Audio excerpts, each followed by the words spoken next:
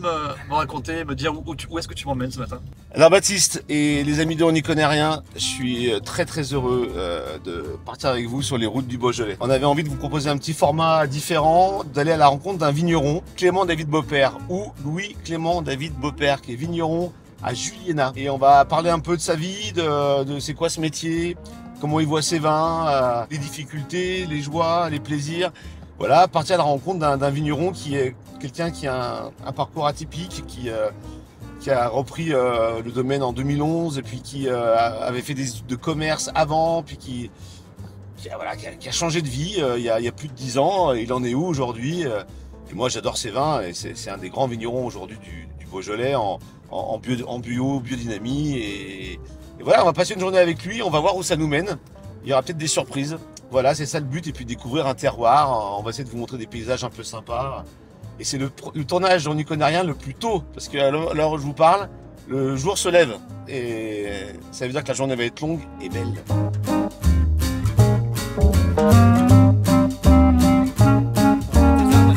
Ouais. Alors j'ai pris du pain au chocolat, peut-être que ça nous servira, et deux baguettes.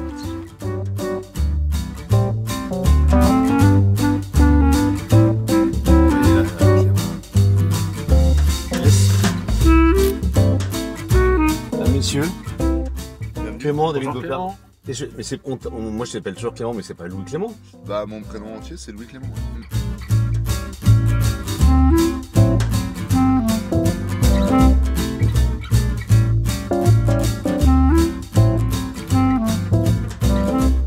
Ok les amis, donc on est toujours avec Clément David Beaupère à Juliena, et il nous propose, on a la grande chance de goûter la cuvée les 2023 dans sa cave.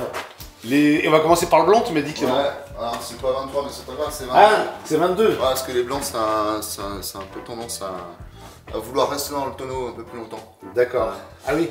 Alors là, tu peux raconter l'histoire, c'est que là, Ouais. c'est un chardot qui est fait à la Croix-Rousse. Ouais, ça c'est un petit... C'est pour se marrer, hein. C'est pour se marrer, c'est quelques cèpes de vigne que j'ai plantés chez ma grand-mère. Tes premières cuvées, c'est quoi? C'est 2011, 2012? 2008. 2008. Ouais. 2008, ok. Enfin, un super millésime, parce qu'on avait beaucoup grêlé ici. Voilà, et puis bon bah... 2011, c'est le passage un peu en bio, Ouais, tout ça, ok. ouais. Depuis 2013, il y a cette volonté de faire des vins sans intrants, sans rajouter des choses. Notamment plus utiliser les levures, le sachet de levure qu'on met dans la pâte. D'accord. Faut qu'il goûte le caméraman un peu. Il faut que tu comprennes. Bah, surtout que la Croix-Rousse, moi, moi je suis qui est là. je suis né à la Croix-Rousse, donc forcément, Voilà, donc pour ça que je suis complètement touché, quoi. Bah, en fait, à Lyon, il y avait des vignes de partout, puisque la Croix-Rousse c'était déjà un petit village hors les murs. Tu vois,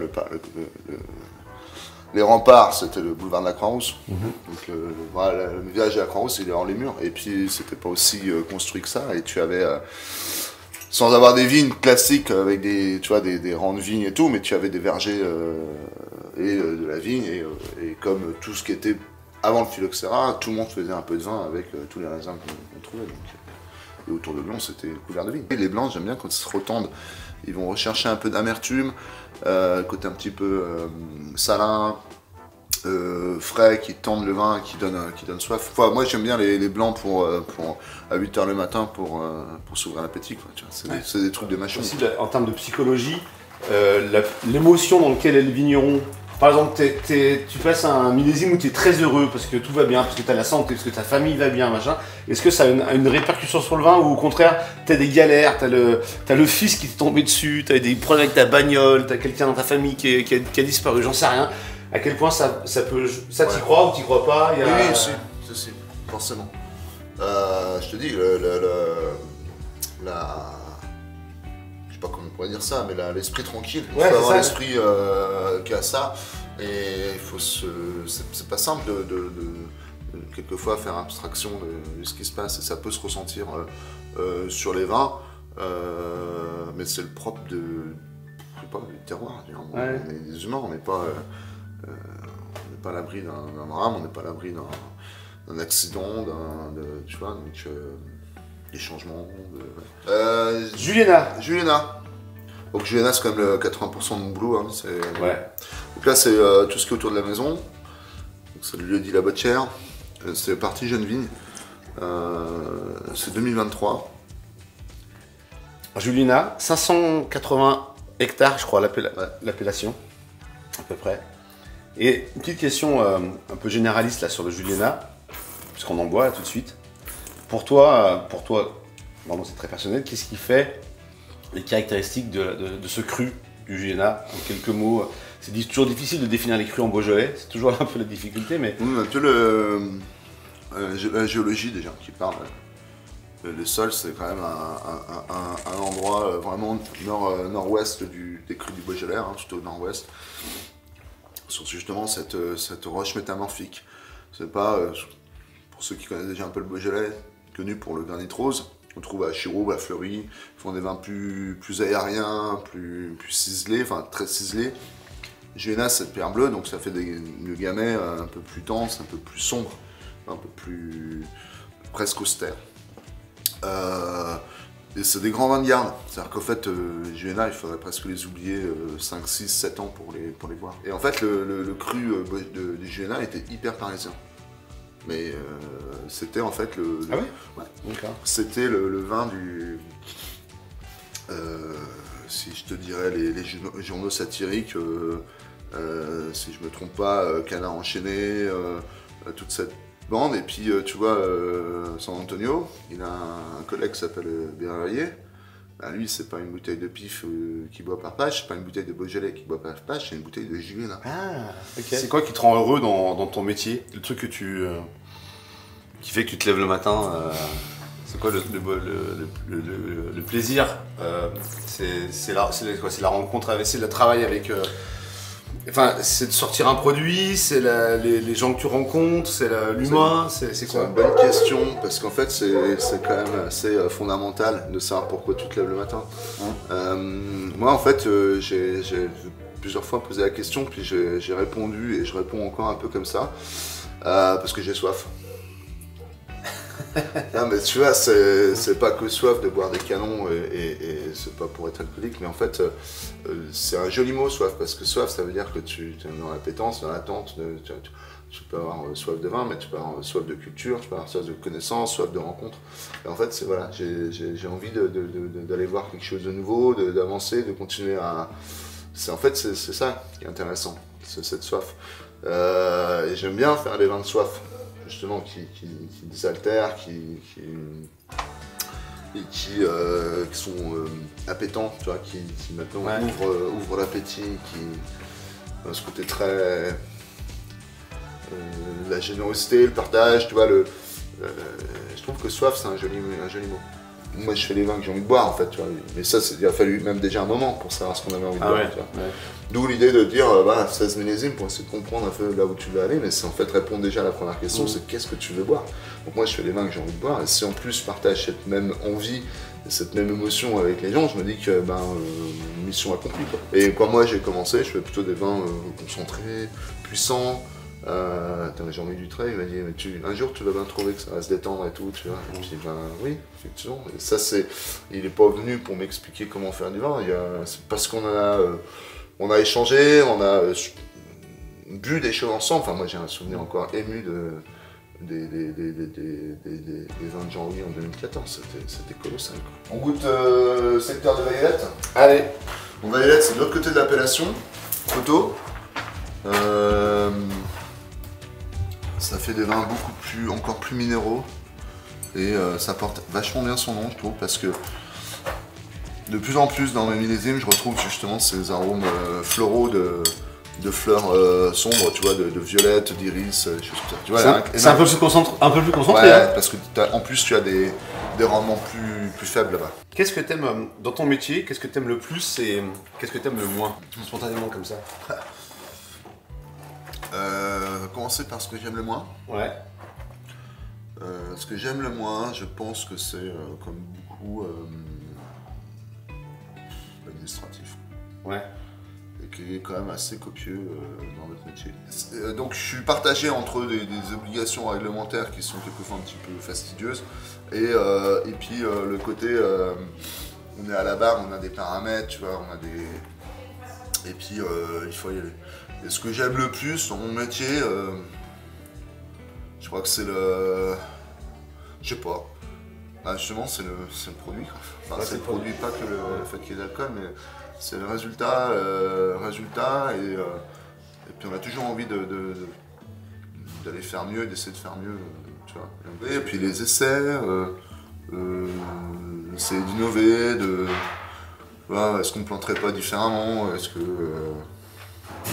Non, c'est vrai, comment on vinifie, moi j'ai une belle passion pour la vinification. Quels sont les outils qu'on pourrait mettre en place pour s'améliorer, enfin voilà. Ouais, donc tu continues un peu, tu te poses des questions encore sur à chaque millésime un peu. Je pense qu'à chaque fois, on ne peut jamais être sur ses acquis. Il faut qu'il y ait un truc... Moi j'aime bien taquiner des copains sommeliers, cavistes, maravins, tu vois, et qui quelquefois ça m'emmerde je dis les choses poliment, de choisir sur une carte. J'ai envie de me faire, je dis bah voilà, sers-moi un coup à boire. Ouais. Tu veux boire quoi? Je dis bah quelquefois j'ai un truc tendu, frais et ambitieux. Voilà. Démerde-toi avec ça. Tendu, frais, ambitieux. On se fait un moulin avant. Allez, moulin avant. Donc là on quitte Juliena, on va à Moulin avant, mais c'est voisin. Hein. Ouais, c'est juste en face. Moi j'ai en plus la chance de faire les vignes qui sont les plus au nord de l'appellation. Donc vraiment, le rang d'à côté, c'est déjà du Chénat, d'ailleurs c'est le Paul-Henri Fernand. Ouais. Et donc c'est le même lieu dit que lui, sauf que moi je suis au Moulin avant, enfin moi c'est Moulin avant et lui il passe du côté Chénat. J'avais envie d'évoquer un sujet dont on parle pas souvent avec les vignerons, parce que c'est un sujet qui pourrait être un peu, je sais pas, tabou, tout ça, c'est le sujet de la santé en fait. La santé... qu'on peut se détruire à la vigne parce qu'on bosse, le dos, le machin, et parce qu'aussi on boit de l'alcool et qu'on boit des canons, c'est ce qu'on est en train de faire maintenant. Comment on gère ça, tout ça, c'est comment on est invité à des fêtes entre vignerons, etc. Comment tu gères toi ton rapport à la santé, tout ça? Tu t'en fous complètement? Tu dis je verrai bien? Tu te poses la question? Est-ce qu'on peut en parler déjà? Oui, on peut en parler. Tu vois, c'est un sujet, je trouve que c'est vachement parce que nous on traîne chez les cavistes, on va chez les vignerons, toi c'est la même chose à d'autres degrés, etc. Comment, je sais pas, c'est quoi On est vite soumis au produit, donc il faut avoir un peu les idées claires. Il faut savoir où on en est. Et moi j'ai un père qui avait aussi une approche assez particulière dans sa médecine par rapport à ça. Tu vois, il était endocrino, donc il gérait les problèmes liés à l'alimentation et au déséquilibre hormonaux dans le corps. Et il disait quand même que c'était hyper important d'avoir une consommation modérée et régulière, notamment de vin rouge, enfin surtout de vin rouge, pour baisser les risques cardiovasculaires. Et qu'il fallait savoir faire preuve d'abstinence de à peu près une semaine toutes les 8 semaines. Okay. C'est-à-dire qu'en fait, il faut toujours se démontrer qu'on est capable de faire comprendre, même avec la pression sociale qui est la nôtre, d'autant plus quand on est dans le milieu, où il suffit de rendre visite à n'importe quel collègue pour je sais pas quoi, tu vois, se rendre un coup de main, se voir, et puis bah boum, attends, on va boire un coup. Parce que c'est l'acte social de parler, sans dire de vider son sac, mais tu vois. Et quelquefois, il faut savoir refuser et savoir avoir cette hygiène de vie, quoi. Bah voilà, bah peut-être que c'est intéressant aussi pour vous qui nous regardez, votre rapport à ça, comment on gère ça, c'est une vraie... Il faut... Ma grand-mère disait quoi? On peut user de tout, mais il faut abuser de rien. Enfin, genre, c'est un peu... faut picorer un peu de partout, mais il faut pas... Voilà. Après, on a le droit de faire la fête aussi de temps en temps, et là, avoir conscience de là, je me lâche ce soir, parce que je suis bien, parce que machin, là, parce que je prends pas la bagnole derrière, que voilà, j'en sais rien. Bah voilà, je trouve de l'assumer, mais pas subir ce qui est en train de se passer. Pas subir le truc. Ce qui est sûr, c'est que quand on se lâche, c'est peut-être c'est pas snob de dire ça, mais il faut autant se lâcher et se faire vraiment plaisir. Et se faire plaisir, c'est boire des choses de qualité, quoi. Manger des choses de qualité, tu vois. Puis il faut boire, enfin moi j'ai besoin de boire de l'eau, quoi. Il faut boire de l'eau, il faut manger. J'ai acheté du pain, ce matin je t'expliquais. Je dis, quand je vais déguster chez les vignerons, j'achète toujours du pain dans ma bagnole, parce que je sais jamais comment ça va se passer, tu vois. C'est important quoi, il faut boire de l'eau, faut... Bah ouais, c'est pas ça. Bon alors on est toujours avec Clément David Beaupère dans sa cave et alors vous avez vu il y a une petite étiquette on n'y connaît rien parce que on va faire une dégustation à l'aveugle. Pas maintenant tout de suite mais si vous voulez voir la dégustation à l'aveugle vous cliquez par là, elle sera... c'est une autre vidéo à l'ancienne quoi. On va le faire comme on fait d'habitude avec Baptiste qui goûtera aussi ce vin que j'aurais amené. Et pour terminer un peu ce moment avec Clément, il nous a amené son Beaujolais nouveau 2023, puis on va goûter un 22. Faut-il rappeler quand même, moi c'est ma vérité à moi, c'est que je trouve que réussir à, ça correspond, pour moi c'est pour tous les vignerons du Beaujolais, réussir à faire des vins en si peu de temps, donc ça vendange en août-septembre, et 2 mois et demi après que ça soit sur nos tables, et que ce soit du vin qui soit buvable, acceptable et qui soit dans nos verres, je trouve ça toujours génial quand même. Pourquoi vin nouveau? Parce que c'est l'idée de goûter une millésime. Il faut pas oublier que pendant... c'est civilisationnel, le vin il a toujours accompagné la civilisation, tu vois, c'est Noé, c'est 10 000 ans dans le Caucase, tout ce que tu veux, la fermentation, le fait d'avoir une boisson hydroalcoolique donc qui est exempte de tout pathogène, puisque les pH, parce que l'alcool, tout ça. Le vin, il fermentait qu'une seule fois, hein, c'est le propre du vin, c'est quand même qu'une seule année. Et après, il était conservé dans des tonneaux, dans un contenant assez classique comme ça. Sauf qu'on ne mettait pas en bouteille et que quand on se servait dans un tonneau, bah, on mettait en perce en bas, là, au procro, et puis on se servait avec un robinet. Forcément, ça prenait l'air, donc forcément, ça commençait à s'altérer. Et arrive l'été, les gros travaux au champ et tout, c'est-à-dire que le vin, il était fait dans un environnement de polyculture, quoi, tu vois, on en faisait partout. Le vin servait justement à couper l'eau ou à assainir l'eau, parce qu'il y avait de l'alcool dedans. Donc on pouvait boire de l'eau qui sortait d'une source, on n'avait pas forcément l'adduction et les normes d'hygiène qu'on avait. Et il y a un exemple flagrant, dans la région de Saint-Étienne, je crois que le record de consommation en France c'était la Ricanarie. En fait, pourquoi? Parce que les mecs ils étaient 500 mètres sous terre, qu'ils faisaient 45 degrés, et qu'ils bossaient 12 heures par jour, et qu'ils devaient, pour s'hydrater, boire 8 ou 15 litres de boisson.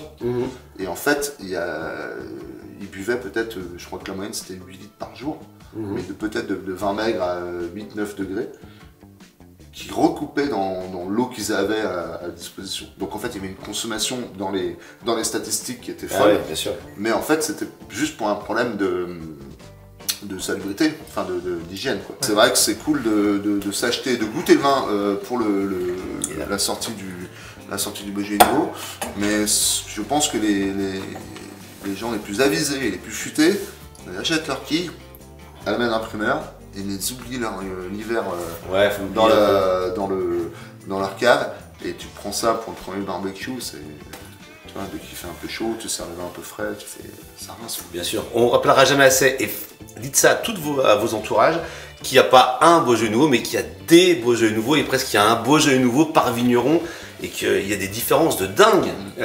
Amusez-vous un jour à goûter 7 Beaujolais nouveaux, et vous allez voir qu'il n'y a pas... Et les médias, les machins, bon, on va pas refaire le débat avec... Il n'a pas le même goût chaque année. Il n'a pas le même goût, et il n'a pas le même goût entre les vignerons, comme ton Juliana est différent d'un autre vigneron. Donc il faut trouver votre Beaujolais nouveau, celui que vous aimez, du vigneron que vous aimez. Enfin moi c'est mon message quoi. On se goûte en le 22. Allez 22. Allez je te sers. Là c'est les vieilles vignes. C'est un peu la parcelle sur laquelle je me suis installé quoi. C'est ça mais que je fais depuis 2008. Il y a quoi de toi dans tes vins? Qu'est-ce que toi t'en... Il y a quoi de toi, de ta personnalité dans tes vins? Je sais même pas si c'est moi qui puisse, enfin qui soit capable de répondre à ça. Ouais, faudrait que ce soit des gens qui te connaissent bien, qui te disent. Peut-être une explication. Toi, qu'est-ce que t'as envie qui est quoi? La question est intéressante. Juliana, c'est un peu austère. Est-ce que moi, quelquefois, j'ai pas encore un caractère un peu austère, un peu ours, pas forcément très communicant, mais pour autant, quand la mèche est allumée, je suis capable d'en raconter des heures et des heures, tu vois. Et c'est un peu l'image de Juliana, ou de mes vins d'ailleurs, côté de toujours quand on les ouvre, sont pas très expressifs, quoi. et tu laisses la bouteille une demi-heure ouverte, ou tu la carafes, tu l'engages un peu, et là, elle te raconte des choses. Quoi. Tu vois, je sais que mes vins, même moi, je me rends compte que quand je les ouvre, je les trouve pas super expressifs. Et est-ce que maintenant... Mais est-ce que tu es très expressif, toi? Je sais pas. Peut-être que si j'ai 2 prénoms, c'est que on fait le travail à 2, qu'il y en a un qui est plus sur la route. Il y a Louis, il y a Clément. Ouais. À quelle heure il y en a un qui se passe au-dessus de l'autre, tu n'en sais rien, enfin quoi, qui prend le dessus, je sais pas. Je peux te faire un petit quiz, une question. Ouais. Et si tu réponds pas, franchement, c'est pas un piégeux. Si je te parle du duc Philippe le Hardi, est-ce que ça te parle? Ouais. C'est un bourguignon, ça. Ouais. Et tu sais ce qu'il a fait, ce bourguignon? Ouais, il paraît qu'il nous a viré de la Bourgogne pour nous mettre... il a viré le déloyal Gamay. Bravo. Voilà. Donc 1357. Au Moyen-Âge, le duc Philippe le Hardi, il y avait du Gamay autour de Beaune. Et ça, voilà, au détriment du Pinot Noir, il a viré le Gamay et il l'a poussé plus au sud. Et c'est ce qui fait que il n'y a plus de Gamay autour de Beaune. Le Gamay, c'est exactement le même croisement que le Chardonnay. Tu prends le Gouais, qui est un vieux cépage antique, avec le Pinot Noir et l'hybridation, et l'un qui est devenu blanc, qui est devenu le Chardonnay, et l'autre est devenu rouge, enfin là c'était rouge plutôt, et c'est devenu Gamay. D'ailleurs, dans le Jura, tu trouves encore des Chardonnays qui s'appellent Gamay blanc. Ok. Étiqueté Gamay blanc. Le 3e fleuve de Lyon, c'est le Beaujolais, hein, c'est Paul Claudel qui a dit ça. Et moi, j'ai été bercé d'une certaine manière avec la cuisine lyonnaise et ce côté, on fait tout de rien et on travaille aussi bien tous les abats. Et il y a ce côté un peu sans chichi. Les vins, ils sont authentiques, donc il y a cette authenticité même dans les rapports juste humains entre déjà avec les copains avec qui on partage les mêmes philosophies. On n'est pas là pour voilà, ça transpire dans les vins. Je veux dire, merci beaucoup Clément, David, beau-père, de ton accueil. Baptiste aussi. Bah ouais, Baptiste qui est derrière la caméra, qui a pu goûter un peu les vins. Baptiste a passé un bon moment aussi. Merci d'avoir inauguré ce format un peu spécial de rencontre avec un vigneron et de sa vie et de son parcours. Vive le Beaujolais, vive le Gamay évidemment, et l'appellation Juliena, le cru Juliena qu'il faut mettre en avant parce que c'est pas le cru dont on parle le plus. Et c'est important, et tous les crus sont importants, mais celui-ci parfois il est un peu plus dans l'ombre, et puis là on a envie de le mettre un peu en avant via. Et il y a des belles choses qui sont dans les tuyaux. Alors, je parle pas de moi, mais j'ai goûté des choses vraiment intéressantes, et on sent, hein, il y a des gens qui viennent s'investir ou investir dans l'appellation.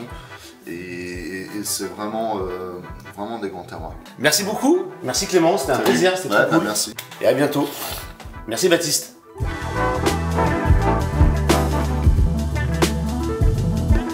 On est en train de rentrer sur Lyon et on est heureux, on a passé une super journée. Je voulais te monter, pour finir, à la Madone de Fleury. Je suis venu pas mal de fois ici, c'est des bons moments. Des fois, un petit moment de plénitude, de réflexion. J'aime bien venir ici, Ça réunit tout ce que j'aime bien. Une journée dans le Beaujolais, c'est toujours une bonne journée. Je crois qu'il n'y a pas une seule fois où je suis venu où je n'ai pas passé une bonne journée. On a rencontré Clément David Beaupère. On a parlé de son métier, on a parlé de ses vins. Et on a appris plein de trucs que je ne savais pas. Et donc j'espère que c'est une vidéo qui vous plaira, qui s'est bien donné la parole aux vignerons et